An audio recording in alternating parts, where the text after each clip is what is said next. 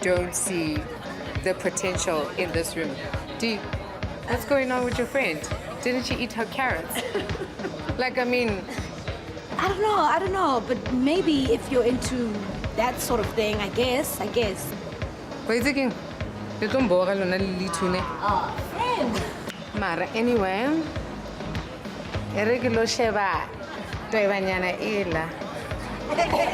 This girl's over there. Man, Nono, you're a very interesting person. You're a very interesting character, right? And I'll break it down into why. So, Nono has a web series called Ball Girls, right? Oh, there we go. Yeah, okay. There we go. So, Nono is the producer of it, but you also work. You went to Vega. Your history is very interesting, right? But let me start with animation before you even get into Ball Girls. Okay. Why animation? So I was very young and I was getting into the industry and I was just trying to find a job, and then I started working in post-production. So actually what happened, this is my story. I went to high school and I went to a commercial school, and I was very active in the arts. I was doing theater and I was like, I want to be a producer. I've known this since I was in primary school because I was just interested in how do you make these TV things, how do you make blood, how, out of a person. I know this person is not dying because after I've seen them die on this story, I see them again on something else. So I know they're not dead. So how do you do this? So I was always fascinated by that. So in high school, I went to a commercial school and I was motivated to become a CA. So I studied accounting and I went to UJ and I was doing BCom accounting for 6 months. I went from being a straight A student to failing everything. And then I went back to my mother and I said, I'm so sorry, I know I've wasted your money, but I actually just want to be in the film industry and I'm in Joburg, the film hub, and that's all I want to do. And then I looked at after it was so expensive, my mother could not afford it. And my mom was livid because now I've wasted 6 months of her, life savings, and now I'm not studying anymore. And then I was at home and I loved listening to YFM a lot, and one day DJ Sbu had creatives on the show and we were talking about the arts, and he had these students that were from Vega, and there was an initiative of Vega called the Imagination Lab, and these students, they were talking about script writing, and I was writing my scripts and I was like, yes, I'm gonna be a writer. So I'm going to go there to Vega. They left a number, I called, I went, I had it was still the time when we used telecom phones, and I had 50 cents, in a camphor, the camphor towel. Then I went to the tech shop, and I was calling with them, and I was calling Vega until I got through to someone. And they were like, okay, come through, we're gonna have interviews come through. Then I went, and when I went there, all I'm thinking is that I'm going to be a script writer, and I'm gonna be a screenwriter, so I'm gonna be writing, be a playwright as well. So I go there to Vega and we do entrance challenges, and then I get through. And then halfway through the program, I actually realized this things about advertising. It has nothing to do with writing scripts for dramas. So I'm like, oh my gosh, I don't want to do advertising. So I got to my lecturer saying, you know what, I made a mistake. I thought I was going to be writing, TV scripts and movie scripts. And here I am, and it's advertising. I'm doing copywriting. I'm even doing design. I had a sketchbook. I don't even like to draw. And here I am, the whole year, carrying a sketchbook. And it was a leadership. It was hard. We were getting paid 300 rands to do this thing, and it was just for transport, and it was insane. So then I was like, okay, I can't quit. I have to stick through this whole thing. But I went to my lecturer. I said, actually, this is what I want to do. I want to do a TV show, and I have an idea for a TV show. And she was like, why don't you do it in radio? I said, no. I didn't say I want to do radio. I said I want to produce a TV show. I want to be a TV producer. So she said to me, okay, the best thing for you to do is to get your hands dirty, and you need to get into the industry, and you need to be ready to get your hands dirty. I said, I'm ready to work. I'll do anything. I'll even work for free. She said, I'll give you free advice. Start calling people, finding out who directors are, producers, start calling them and start working with them or shadow them. And that's what I went and did. I went home and I started calling directors. I would just, look at who directors are, and I would just call them every single day, tirelessly, being like, please, I'll come on your set. You don't have to pay me. I'm ready to just work. I just want to shadow you. And that's how I started. I got into the industry that way. So I started shadowing directors, working in music videos for free.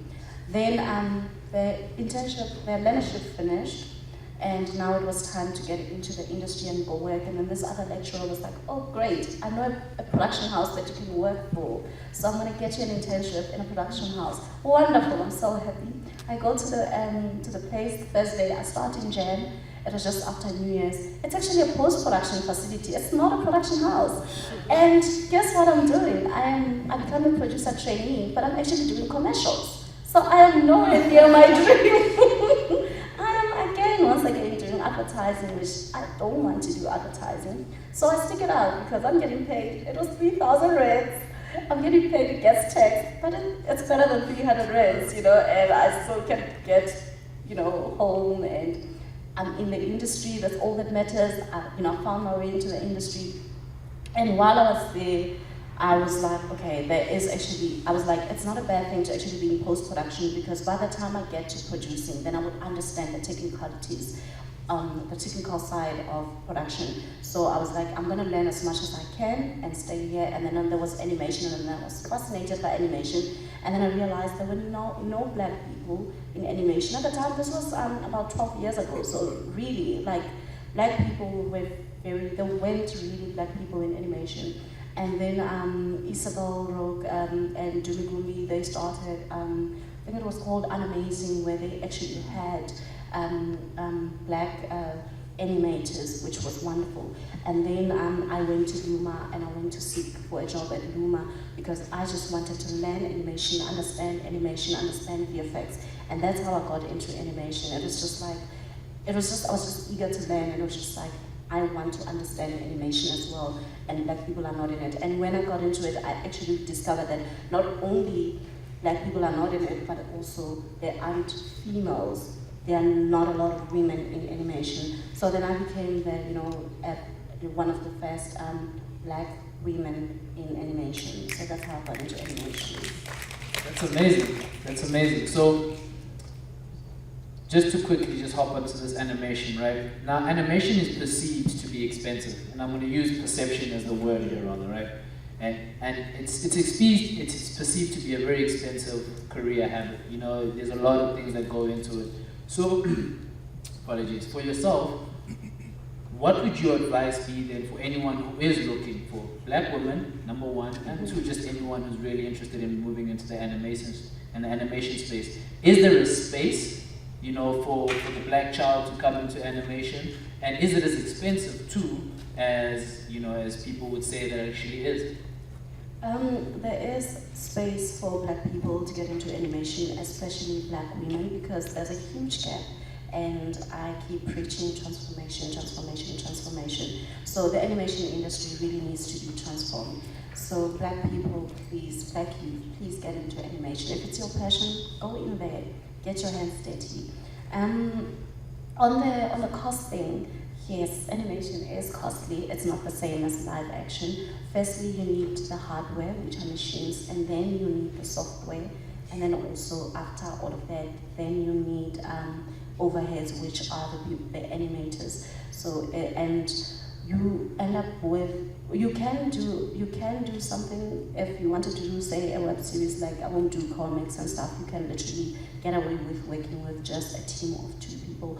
But it's costly if you are going to produce animation. But I think there are also ways around it of doing it in a cost-effective way. I mean, if you look at series like South Park when it started, you could tell that it's done on a very low budget, but it was great. It did the work. It did what it needed to do. So it is expensive, but that shouldn't be the reason why black people don't go into animation. We need to break barriers, and we need to go into those spaces.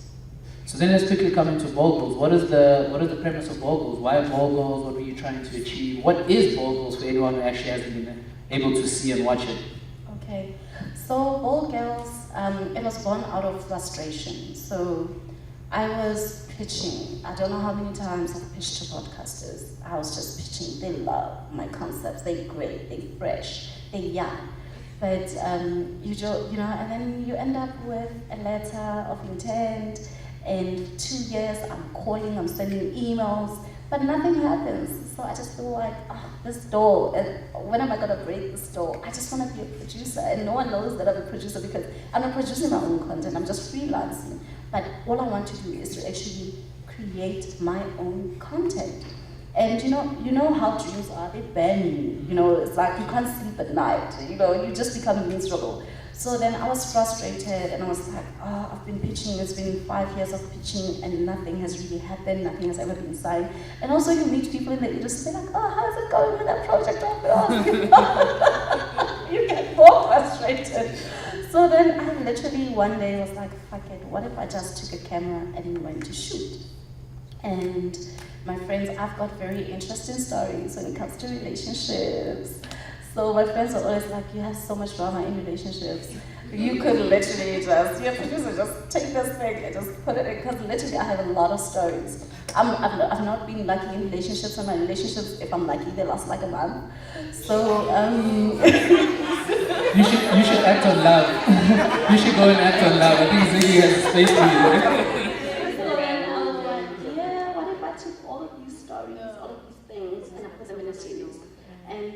And I wanted to do it as a sitcom because I find them funny, I laugh about them, my friends laugh about them.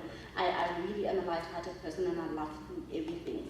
So then I started with it, and as we were getting deep into it, I was like, it's a lot of stories. What if we took these stories, because it's just too much for one woman, what if we took these stories and we put them together, we broke them into different characters. So we ended up with 4 characters, and I was just like, you know what?